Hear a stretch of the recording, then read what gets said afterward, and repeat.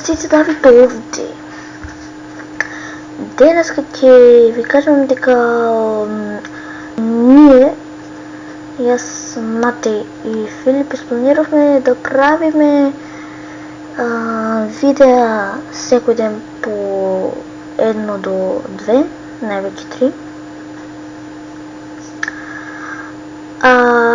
Значи, видеата може да бидат влог видеа,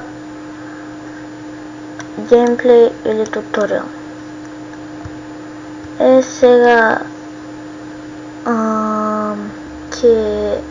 на секој видео ќе ставам позади сцената, значи што ми се случи, како некои фейлови или ќе ставаме сите, че ќе снимаме, ќе имаме исто така многу и влог видеа со Филип и со Матеј и се надевам дека тоа е тоа за денешната епизода, гледачи. До следната, лайк, сабскрайб, коментар, шер на видеото.